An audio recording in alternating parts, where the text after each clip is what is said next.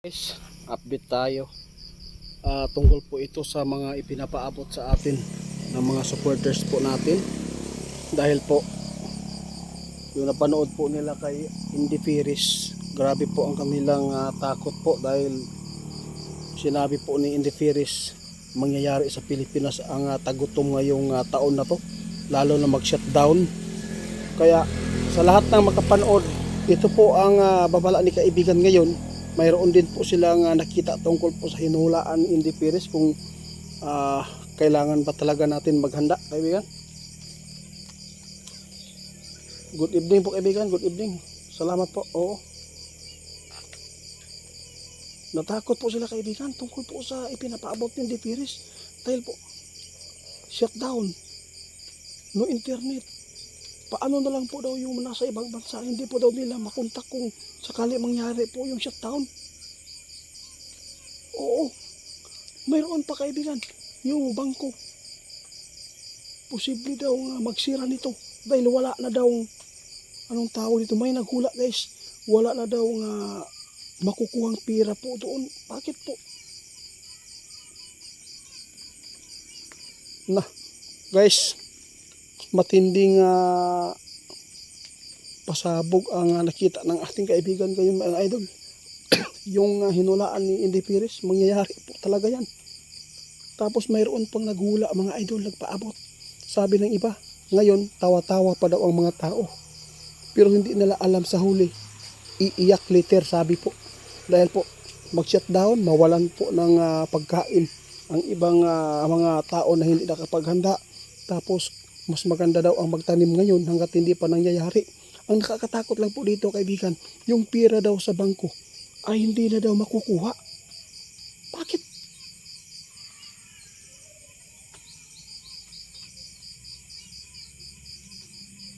Na, yung paghula ngayon ni Indy Firis, mga idol, nakita talaga ng ating kaibigan na mangyari po talaga yan.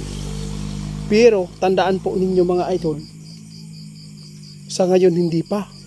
Pero yung sinabi ng ating kaibigan, hindi pa yan mangyayari sa taong ito. Pero pasalamat po tayo, mga idol, kahit man ay natatakot tayo, mayroon pa rin sinabi si kaibigan na pwedeng magbigay ng inspirasyon sa atin para mamuhay po tayo ng walang alala, di ba? Yun. Sabi ng ating kaibigan, nagpaabot po ako noon na kung mayroon kayong pira, huwag muna ninyong ilagay po doon sa bangko, dahil po nakakatakot po talaga ang mga nakita ng mga kaibigan ko, guys.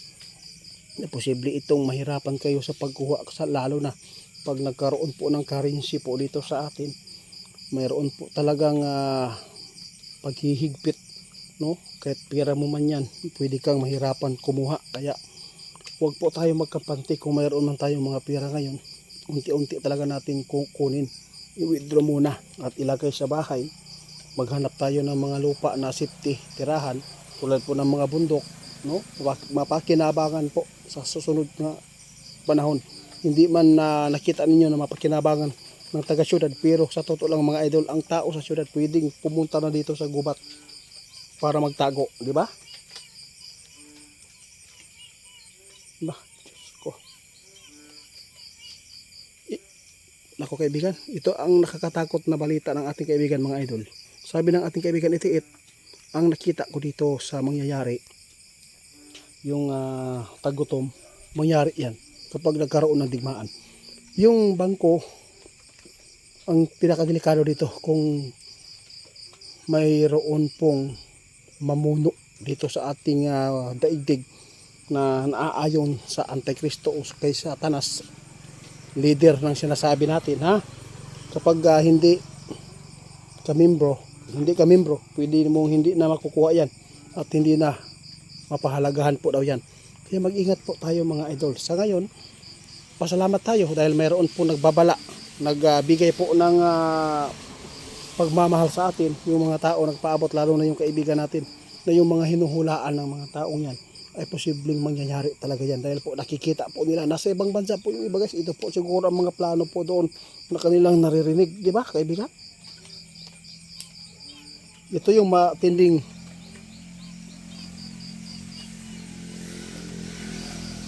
ang tagutom mga idol, mangyari talaga yan. Kung yung sinasabi, kung wala ka may kutsip, hindi ka makakabili. Swerte ang nakapagtanim ng mga pagkain ngayon. Kailangan talaga natin guys, kung mayroon tayong pera ngayon sa bangko, ibili po natin ng lupa, ibili po natin ng yung para sa hinaharap, no? Na hindi tayo maipit kung ano man po ang mangyayari sa syudad. Si kaibigan talaga guys, nagmamahal po ng totoo sa atin. Kaya lagi po niyang ipinapaabot sa atin.